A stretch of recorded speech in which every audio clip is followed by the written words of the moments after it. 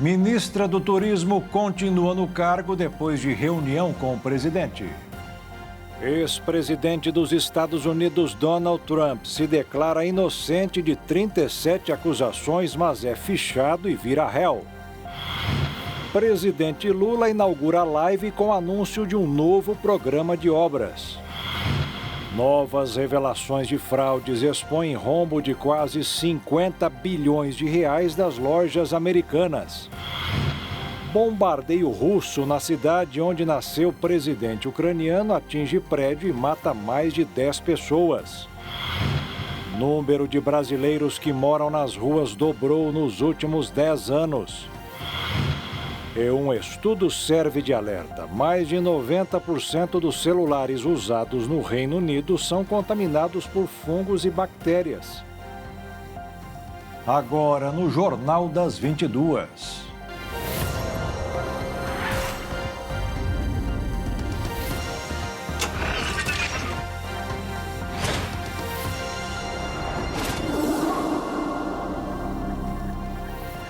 Olá, boa noite. Um fato histórico ocorreu na política dos Estados Unidos. Pela primeira vez, um ocupante da Casa Branca virou o réu da justiça. O caso foi consumado hoje, após Donald Trump ter se declarado inocente das 37 acusações que colocou em risco os segredos de Estado do país e obstruir a justiça em suas ações. O ex-presidente dos Estados Unidos, Donald Trump, chegou a um tribunal de Miami para enfrentar acusações criminais de que guardou ilegalmente documentos de segurança nacional quando deixou o cargo em 2021 e mentiu para as autoridades que tentaram recuperar a papelada. Essa foi a segunda visita de Trump ao tribunal nos últimos meses. Vale lembrar que a aparição de Trump desta terça-feira em Miami foi por acusações federais e, por isso, o teor era ainda mais impactante para o ex-presidente. O ex-mandatário foi fichado cerca de 5 minutos depois, com suas digitais colhidas e colocadas no sistema. Logo depois, seguiu para a audiência no 13º andar do Tribunal Distrital Federal da cidade. As acusações se baseiam em 7 crimes sobre a posse dos documentos sigilosos. De acordo com a investigação de mais de um ano, o republicano pôs em risco os segredos de Estado, incluindo um plano de ataque contra o Irã e informações sobre os programas nucleares. Ao todo, são 31 acusações de violar a lei de espionagem e 6 referentes à posse dos materiais. Mas, em meio às 37 acusações, Trump se declarou inocente. Além dessas, Trump ainda poderá responder pelos ataques no Capitólio durante a sessão que confirmaria a vitória de Biden. E o forte apoio ao ex-presidente segue entre uma porção considerável da população norte-americana.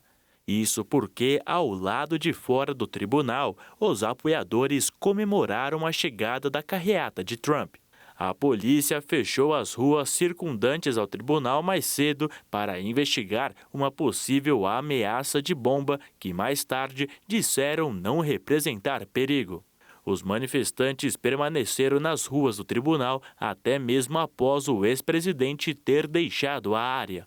Ambos os julgamentos devem coincidir com a corrida eleitoral e Trump lidera as pesquisas para ser o candidato de seu partido nas eleições do ano que vem. Por outro lado, a Casa Branca tenta se distanciar das acusações, buscando minimizar as oportunidades de ser acusada de politizar o processo judicial. Assim que Trump chegou ao tribunal, por exemplo, a porta-voz da presidência americana, Karine Jean-Pierre, se recusou a comentar o tema e afirmou que o Departamento de Justiça é independente.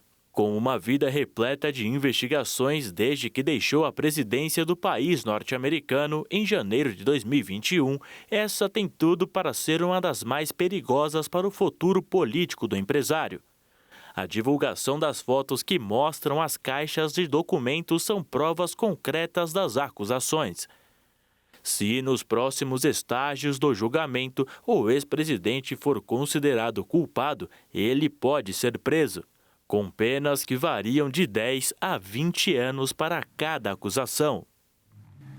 A CPI mista do 8 de janeiro aprovou hoje os pedidos de convocação de aliados e ex-integrantes do governo do ex-presidente Jair Bolsonaro, como Anderson Torres, Braga Neto e Augusto Heleno, além do ex-ajudante de ordens Mauro Cid. Todos serão ouvidos como testemunhas e as datas ainda serão definidas. Os parlamentares rejeitaram todos os pedidos para convocação de autoridades nomeadas pelo governo Lula. O próximo encontro da CPMI está marcado para a próxima terça-feira. Um dado alarmante se faz presente nas grandes cidades brasileiras. A população de rua mais do que dobrou nos últimos 10 anos, segundo um estudo da Universidade Federal de Minas Gerais, o FMG, baseado nos dados do Cadastro Único do Governo Federal. Já são 206 mil pessoas nesta condição no país. Elas estão lá, mas nos recusamos a enxergá-las. São invisíveis diante de nossos olhos. No município de São Paulo, milhares de pessoas vivem em situação precária, morando em barracos, lonas e camas improvisadas, principalmente no centro da cidade. Mas em toda a capital, essa parcela da população, que é cidadã e humana, como eu e você, luta por abrigo ou simplesmente pela sobrevivência nas ruas. O levantamento da Universidade Federal de Minas Gerais mostra que essa triste realidade atinge diversas regiões do Brasil. Em todo o país, em um período de 10 anos, a população de rua cresceu 211%. O estado de São Paulo concentra pouco mais de 88 mil pessoas nesta situação, 52 mil somente na capital. Quem mais sofre com essa condição é a população negra. A cada 10 pessoas em situação de rua, 7 são negras. A UFMG analisou os dados do Cadastro Único do Governo Federal.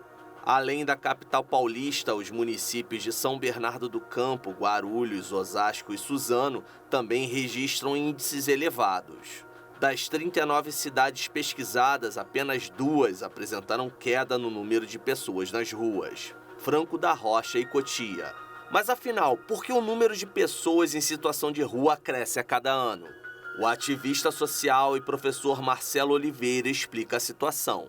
A questão econômica muitas vezes acaba forçando as pessoas a estarem em situação de rua. Nós temos um segundo ponto também, que o pós-pandemia foi dramático, em especial aqui na capital. Eu acho que as pessoas começaram a perceber que após a pandemia, milhares de pessoas começaram a habitar as ruas da cidade de São Paulo, e não é porque querem, ninguém vai para a rua porque quer, é porque as condições econômicas vigentes fazem com que as pessoas acabem indo para as ruas. E para resolver isso, eu vejo que é um problema de política pública, precisa de maior investimento em assistência social, mas não é trabalhar apenas com questões assistenciais. Não é isso, nós temos que resgatar a dignidade humana aqui na capital de São Paulo e passa pelo ponto da empregabilidade e da moradia. Em 7 de junho, o Tribunal de Contas do município deu um prazo de 60 dias para o Poder Executivo da capital apresentar um plano de ação que atenda às pessoas. Algumas medidas estão sendo tomadas pela Prefeitura para tentar melhorar as condições de vida dos moradores de rua. Atualmente, são mais de 24 mil vagas de acolhimento. Recentemente, equipes do governo municipal visitaram locais que oferecem serviços públicos para verificar, por exemplo, a qualidade de alimentação, a quantidade de toalhas, de cobertores e de material de higiene. A partir dessa análise, foi definido pela Secretaria Municipal de Assistência e Desenvolvimento Social um novo protocolo de acolhimento de todas as pessoas. Em casos de falta de vagas, o serviço responsável pelo encaminhamento será acionado e fica liberada a espera dentro da unidade.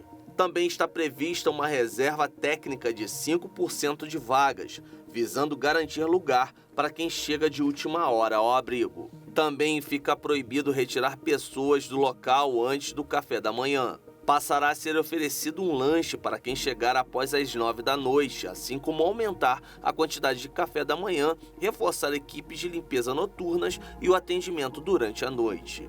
A operação Baixas Temperaturas é acionada pela Prefeitura quando os termômetros da capital registram 13 graus ou menos, com um alerta sendo feito pela Defesa Civil.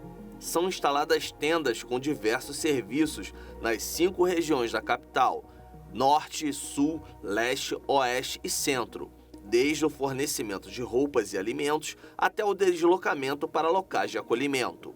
A sociedade civil e as organizações não governamentais têm papel fundamental no auxílio a essa parcela da população. É o que diz o professor Marcelo. A primeira ação que a sociedade organizada ela pode vir a fazer é incentivar a prática de trabalhos sociais e voluntários aqui no estado de São Paulo. Nós temos diversas organizações, não governamentais, que fazem um trabalho importantíssimo, que visa, sim, o assistencialismo, mas visa também o resgate da dignidade humana. Nós temos diversas ONGs hoje que trabalham intensamente essa questão da dependência química, que visa fazer com que as pessoas que estão nas ruas voltem para suas casas. E ainda é possível mudar essa realidade?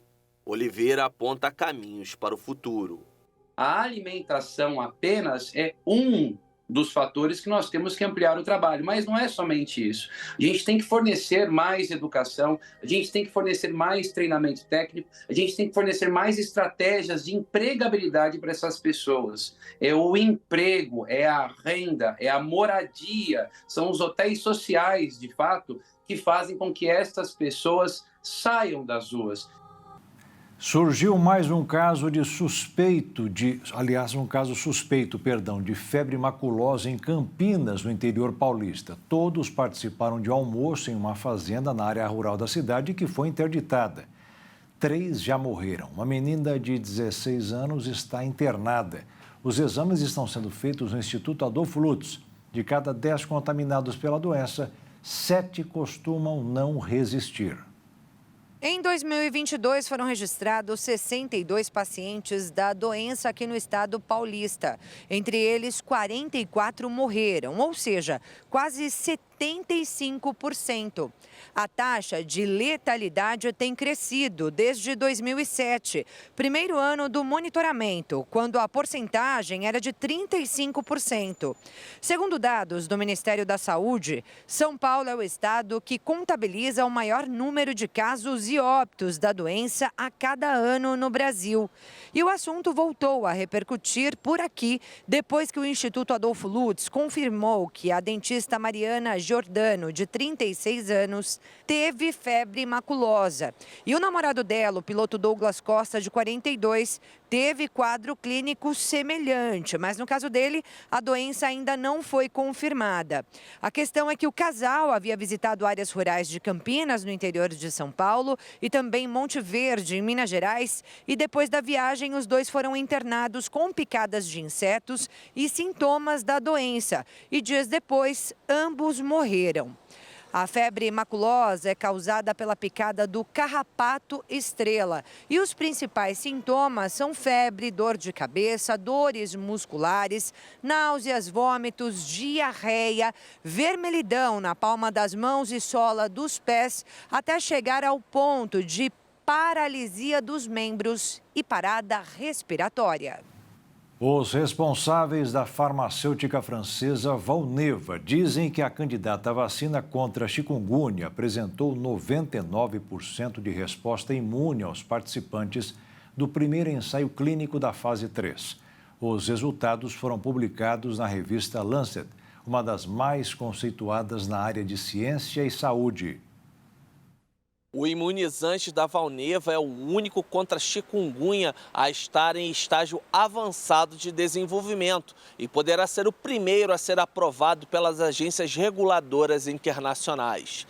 A vacina foi testada em 4.100 adultos saudáveis, em 43 localidades dos Estados Unidos. 3.082 participantes receberam uma dose do imunizante através de uma injeção no braço e 1.033 receberam placebo. Todos eles foram incluídos na análise de segurança, mas a resposta imune só foi testada em um subgrupo de 362 participantes. 266 receberam a vacina e 96 placebo. Uma única dose da VLA 1553 foi considerada segura, bem tolerada e provocou uma resposta imune em 99% das pessoas envolvidas na pesquisa. Os níveis de anticorpos diminuíram 28 dias depois da aplicação da dose, mas a proteção contra a doença persistiu em mais de 96% dos voluntários após 6 meses de vacinação. A maioria dos eventos adversos foram considerados moderados ou leves, como dor de cabeça, fadiga e dor muscular. Apesar dos resultados animadores, os pesquisadores disseram que esse ensaio clínico não foi realizado em regiões onde a chikungunya é endêmica, como na África, Ásia e Américas. Mas já há estudos em andamento em áreas onde a doença está mais presente, como é o caso do Brasil. Aqui no Brasil, os testes da vacina começaram em fevereiro de 2022, sob a coordenação do Instituto Butantan, em 10 cidades das regiões Sudeste, Centro-Oeste, Norte e Nordeste. O objetivo é avaliar a segurança e a eficácia do imunizante em 750 participantes adolescentes com idades entre 12 e 17 anos. O Instituto Butantan já tem acordo com a Valneva para o desenvolvimento, fabricação e comercialização da vacina contra a chikungunya no Brasil. Assim que os ensaios clínicos forem concluídos e o imunizante seja aprovado pelas agências reguladoras. De São Paulo, Leonardo Félix. Há um dia de perder a validade, o Senado aprovou hoje a medida provisória que recria o programa Minha Casa Minha Vida. A votação foi simbólica, sem a contagem individual dos votos. E o pouco tempo levou os senadores a aprovarem o texto sem alterações. Mas, para facilitar a decisão, o presidente Lula fez um acordo para vetar a contratação de seguro contra danos estruturais, o que poderia deixar o programa mais caro. A MP vai agora para a sanção presidencial. E o que era ruim agora ficou ainda pior.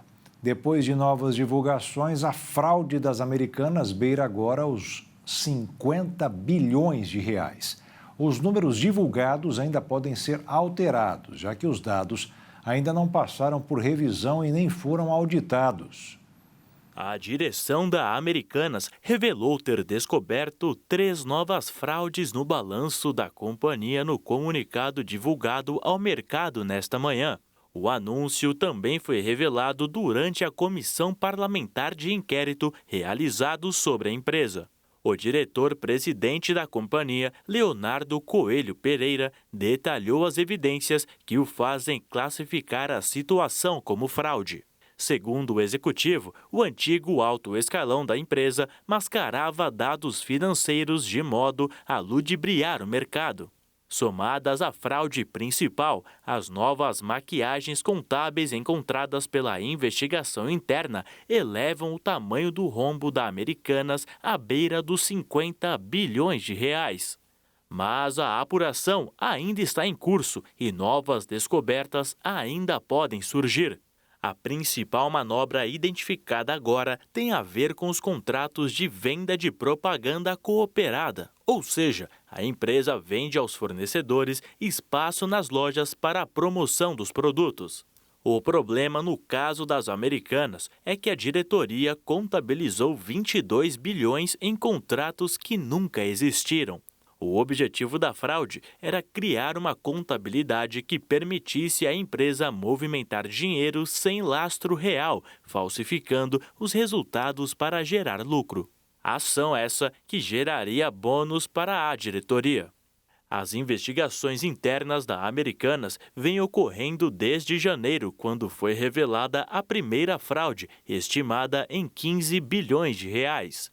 Mas até hoje, essas novas modalidades de fraude com seus respectivos valores não eram conhecidas do público. O Conselho de Administração da Americanas orientou a empresa e os assessores a apresentarem um relatório a todas as autoridades competentes e avaliar as medidas cabíveis, visando ao ressarcimento dos danos causados pela fraude em suas demonstrações financeiras. Ainda de acordo com a Americanas, todos os colaboradores identificados foram afastados de suas funções executivas em fevereiro. O mercado financeiro teve hoje o que é chamado de um dia de correção. No mercado de câmbio foi uma terça-feira de estabilidade. A baixa foi de 0,08%, com a moeda americana cotada em R$ 4,86 na venda. E a Bolsa de Valores de São Paulo interrompeu uma sequência de 7 altas seguidas e fechou o pregão em baixa de 0,51% aos 116.743 pontos. O Brasil deverá colher esse ano uma safra recorde de 305 milhões de toneladas de cereais, leguminosas e oleaginosas, 16% a mais do que no ano passado. O bom resultado, segundo o IBGE, será puxado pela soja, milho e trigo. Além do aumento da área plantada, o que colaborou com as plantações foi um regime de chuvas favorável às plantações. A ministra do Turismo, Daniela Carneiro, vai continuar no cargo, pelo menos até quinta-feira, quando o presidente Lula vai fazer uma reunião ministerial. O Partido União Brasil quer que ela seja substituída. A ministra do Turismo, Daniela Carneiro, segue à frente da pasta, mesmo após a pressão do União Brasil. O presidente Lula resolveu manter Daniela liderando o Ministério do Turismo. Só não se sabe por quanto tempo. Na manhã desta terça-feira, Lula e Daniela Carneiro se reuniram aqui no Palácio do Planalto. Depois do encontro, a ministra participou de uma audiência na Câmara dos Deputados e disse a jornalistas que está tudo sob controle. Pelas redes sociais, Daniela publicou uma foto com o presidente e escreveu: "Seguimos juntos com o trabalho para fortalecer o turismo como vetor de desenvolvimento econômico e social do nosso país." União Brasil pede a saída de Daniela Carneiro porque a ministra, eleita deputada federal mais bem votada do Rio de Janeiro, quer se desfiliar do partido. Ela busca na Justiça autorização para deixar a União Brasil sem perder o cargo de deputada federal. Ela deve se filiar ao Republicanos.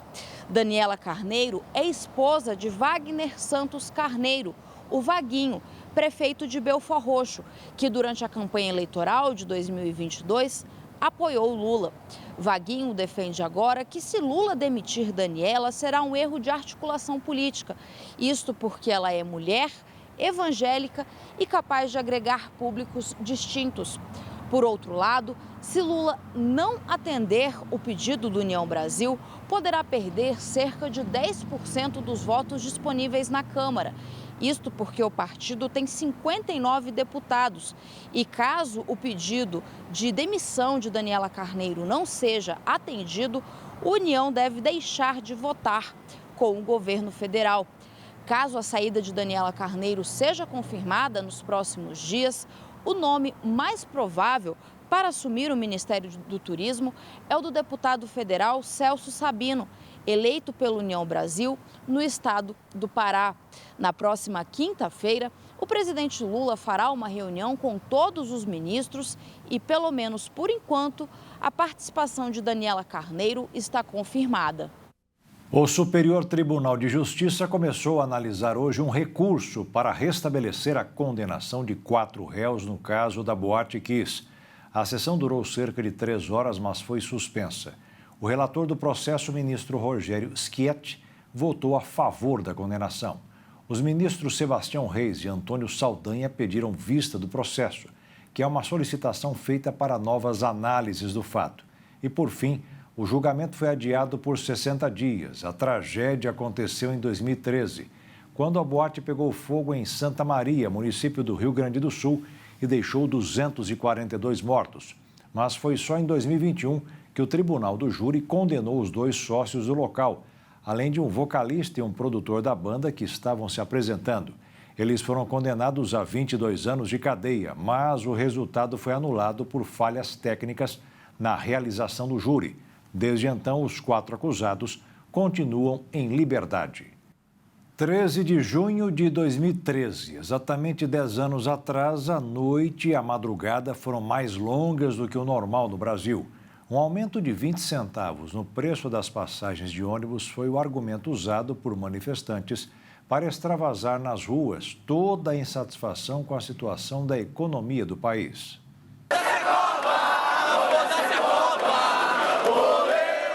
A resposta se tornou mais violenta depois dos dias 6 e 7 de junho, quando foram registrados os primeiros grandes casos de depredação em estações de metrô e estabelecimentos públicos em São Paulo e confrontos no Rio de Janeiro. O terceiro grande protesto na região central paulistana, em 11 de junho, atraiu 5.000 pessoas e foi marcado pelo uso de coquetéis molotovs, paus e pedras por manifestantes encapuzados e desgarrados da massa, principal contra agentes de segurança da tropa de choque da Polícia Militar. A polícia sempre negou qualquer exageros nas reações e afirmou que usou a força de forma proporcional à necessidade para conter a violência. No dia seguinte, o termo Black Blocs começou a aparecer na imprensa para descrever o grupo, junto às cobranças por uma ação mais enfática das forças de segurança para coibir o vandalismo. O ato seguinte em São Paulo é o do dia 13 de junho. Pessoas que carregavam vinagre, usado para supostamente aliviar os efeitos do gás lacrimogênio nos olhos, foram presas, incluindo um jornalista. O protesto começou sem registro de ocorrências graves, mas quando os manifestantes foram impedidos de seguir até a Avenida Paulista, deu início ao confronto. Segundo a Polícia Militar, o acordo era para que os manifestantes não subissem em direção à Grande Avenida, o que não foi cumprido. De acordo com os relatos, a repressão atingiu não só os manifestantes mais violentos, mas também jornalistas, pedestres e motoristas que trafegavam na região. Lojas e restaurantes nas redondezas do ato ainda fecharam as portas mais cedo por medo de vandalismo. Aquela noite terminou com um total de 232 pessoas presas. Pelo menos 17 profissionais da imprensa ficaram feridos, entre eles o fotógrafo Sérgio Silva, que perdeu a visão do olho esquerdo. A reação violenta da polícia durante o ato em São Paulo, que terminou com mais de 100 feridos, inflamou a população e massificou as manifestações em todo o Brasil. Ao mesmo tempo em que o movimento cresceu, ele se transformou. A pauta passou da oposição ao aumento de 20 centavos na passagem de ônibus à insatisfação generalizada com os gastos para a Copa do Mundo de 2014, as denúncias de corrupção na política e o governo da então presidente Dilma Rousseff. Após semanas de protestos, partes das capitais, inclusive São Paulo, anunciou a redução das tarifas. Na sequência, a então presidente Dilma Rousseff fez um pronunciamento na TV prometendo um pacto com governadores e prefeitos para atender às demandas. Segundo especialistas em segurança pública e direitos humanos, as ações tomadas pelas forças de segurança naquele dia 13 também influenciaram o modo de agir da polícia brasileira e sistemizaram a pressão policial a movimentos sociais nos últimos 10 anos. O Tribunal de Justiça do Estado de São Paulo determinou bloqueio de quase R$88 mil de contas ligadas ao ex-presidente Bolsonaro. Ele foi multado por não usar máscaras durante a fase mais crítica da pandemia de Covid-19 no estado, mas deixou de lado e não pagou a dívida. O bloqueio foi solicitado pela Fazenda de São Paulo e a juíza Ana Maria Bruguin, da Vara das Execuções Penais Estaduais, aprovou o pedido. A Conferência Parlamentar sobre o Diálogo Interreligioso começou hoje no Marrocos e vai até quinta-feira. O evento, organizado pela União Interparlamentar em Cooperação com Religiões pela Paz e da Aliança das Civilizações das Nações Unidas, reúne palestrantes de mais de 180 países, incluindo o deputado federal brasileiro Davi Soares. Acompanhe. A conferência Trabalhando Juntos para o Nosso Futuro Comum tem como tema o debate interreligioso das mais diferentes religiões e de que forma a legislação pode favorecer o exercício individual da fé de cada pessoa com respeito e dignidade. Os chefes de parlamentos, parlamentares, líderes religiosos e representantes da sociedade civil reunidos em Marrakech abordam o respeito aos credos e a melhoria na legislação de cada país representado. Um roteiro de ações conjuntas futuras para promover a paz e a compreensão por meio do diálogo político cooperativo vai ser desenvolvido durante o evento. Em 2012, a Declaração de Quebec da UIP sobre cidadania, identidade e diversidade linguística e cultural em um mundo globalizado reconheceu a importância de equilibrar o respeito pela diversidade com inclusão social e coesão na construção da confiança dentro e entre sociedades. Já em 2017, a Declaração de São Petersburgo destacou que o diálogo com crenças, culturas e etnias é essencial para a paz e o pluralismo cultural. Em uma das sessões da União Interparlamentar desta terça-feira, uma líder jovem do Afeganistão falou sobre as dificuldades que a população, em especial as mulheres, passam. O representante do Brasil no evento, deputado Davi Soares, do União Brasil de São Paulo, participa dos debates para que o direito à prática da fé, sem restrição, seja cada vez mais respeitado no mundo. O presidente russo Vladimir Putin admitiu estar passando por dificuldades para conter o avanço das tropas russas nas regiões de fronteira.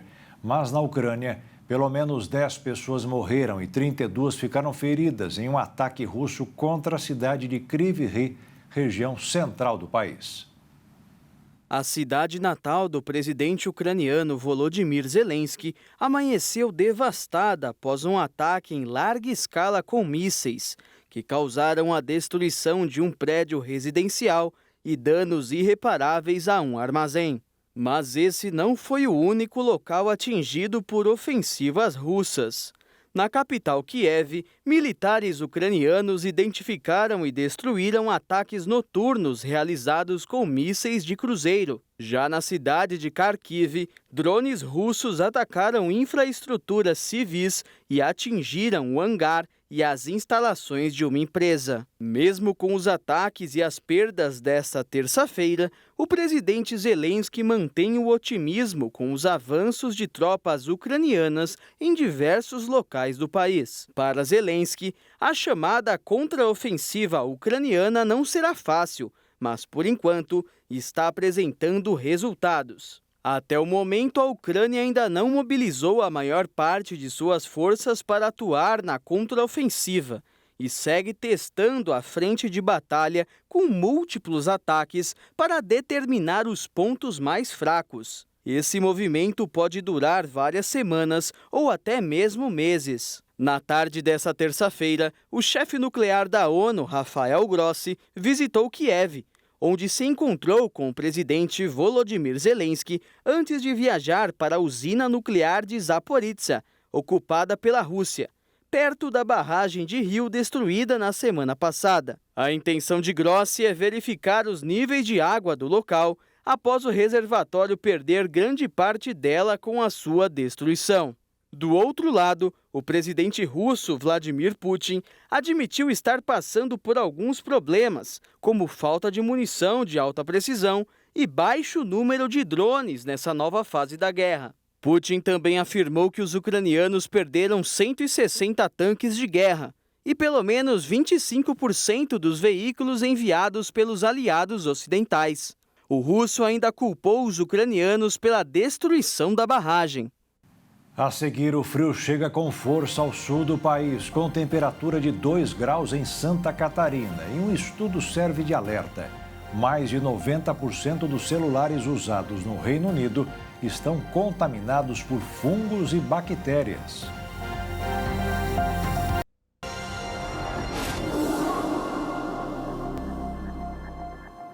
O presidente Lula anunciou hoje um grande programa de obras. Falou também em melhorias no salário mínimo. As divulgações foram feitas hoje na primeira live do presidente em uma transmissão ao vivo nas redes sociais. O governo federal deverá lançar no começo do próximo mês uma estratégia de retomada e conclusão de obras em todo o país.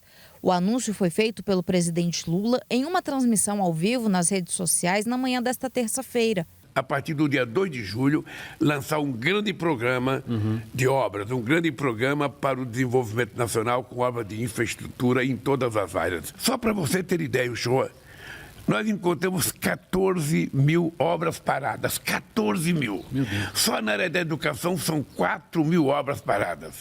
No Minha Casa Minha Vida são milhares de casas que ficaram paradas desde o tempo do governo Dilma. Então, tudo isso é um processo de estudar para saber se a estrutura está boa, para a gente reconstruir essas casas, para a gente refazer a escola de tempo integral, para a gente refazer as creches. É quase 3 mil creches que estavam paralisadas. O presidente também anunciou mais uma rodada de viagens internacionais. Afirmou que vai à Itália na semana que vem e pretende se encontrar com o presidente Sérgio Mattarella. Na mesma viagem, Lula seguirá a Paris para participar de um fórum econômico com o presidente francês Emmanuel Macron.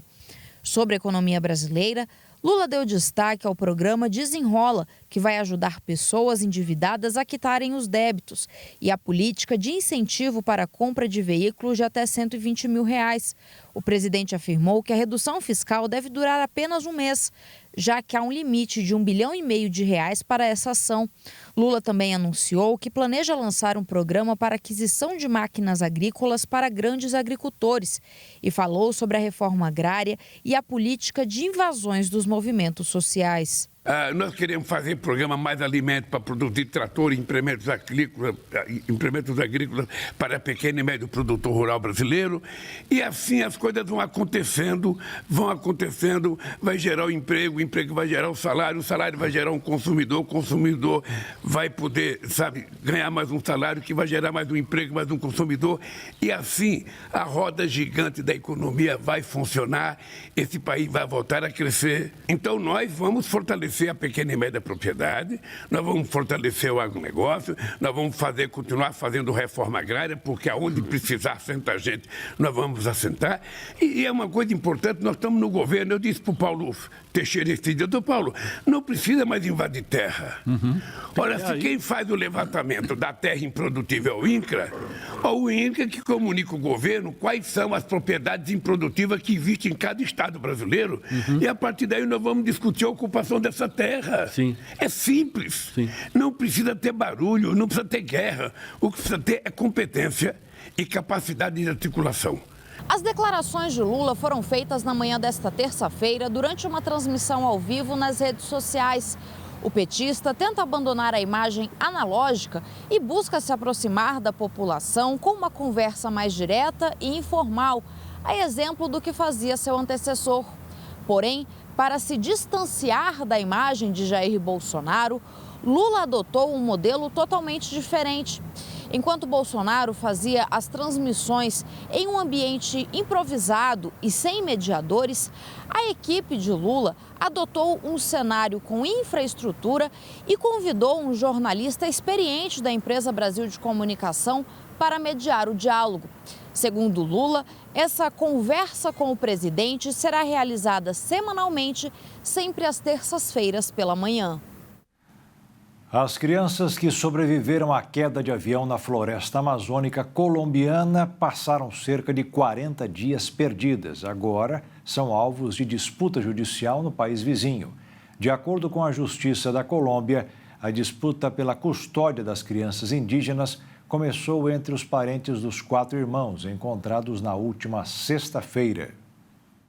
De acordo com informações do Instituto Colombiano de Assistência à Família, as autoridades ainda não decidiram com quem os irmãos vão ficar, se é com o pai, acusado de violência doméstica, ou com os avós. As crianças foram encaminhadas a um hospital para receber os devidos cuidados e devem permanecer internadas durante mais alguns dias, até se recuperarem.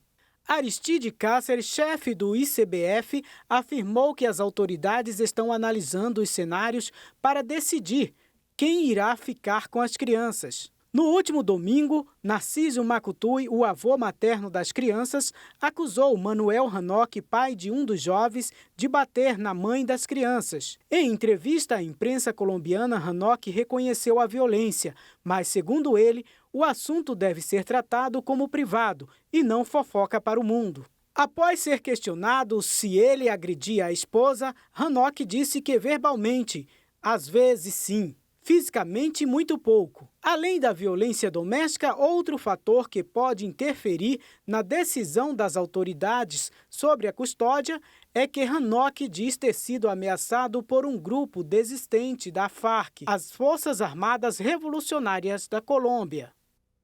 Um estudo divulgado hoje serve de alerta aos brasileiros. 92% dos celulares de moradores do Reino Unido estão contaminados por fungos e bactérias que podem causar doenças. A conclusão é da Universidade de Londres. O celular pode ser considerado um dos objetos com maior número de bactérias, pelo simples motivo de nossas mãos estarem em contato constante com outras superfícies e com a tela do aparelho. Dessa forma, os smartphones podem transmitir diferentes tipos de doenças. Um exemplo disso foi mostrado durante a pandemia da Covid-19. Muitas pessoas contraíram a doença por tocar no celular de uma pessoa infectada e não realizar a higienização das mãos de forma correta.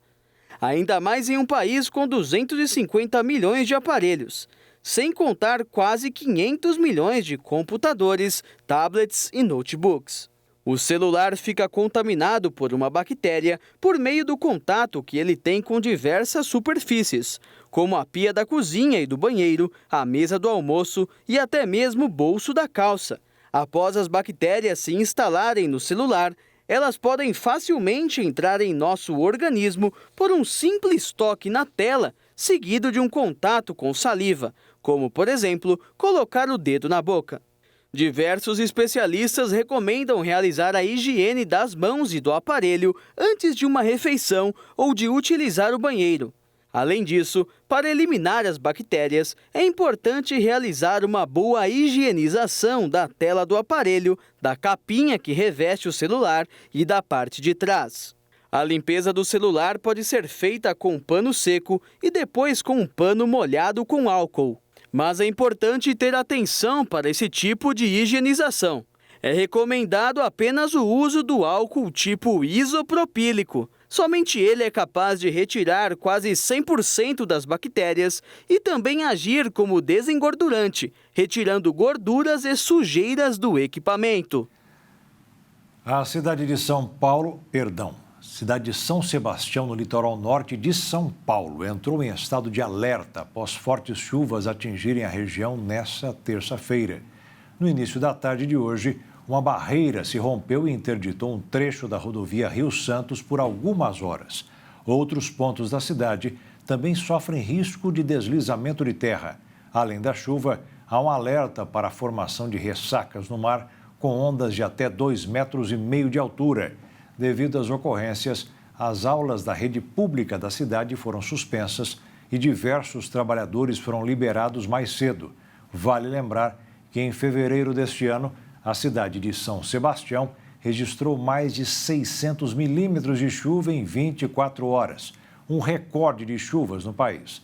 Na ocasião, 65 pessoas morreram na região e inúmeras ficaram feridas.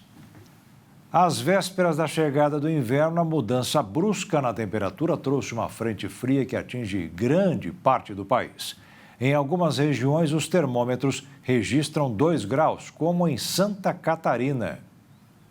O frio chegou de vez aqui ao sul do Brasil. Em Santa Catarina, as temperaturas em média nesta terça-feira ficaram na casa dos 2 graus em muitas regiões. A Serra Catarinense vive uma expectativa grande, é claro, dos turistas chegarem e sempre aquele momento de se contemplar a neve. Mas ainda não há previsão disso. A geada, assim, 13 dias consecutivos de campos bem branquinhos na serra aqui de Santa Catarina. Mas, por outro lado, o comércio é quem comemora essa chegada do frio brusco, até porque no último sábado as temperaturas estavam na casa dos 30 graus aqui em Santa Catarina, mas agora com essa queda o pessoal vibra com a venda do vestuário, calçados, enfim, até mesmo eletrodomésticos como aquecedores, ar-condicionados com um sistema de aquecimento que ajuda a amenizar o inverno e as temperaturas baixas. Uma outra informação já ao lado triste dessa queda de temperatura temperaturas, um morador de rua de 41 anos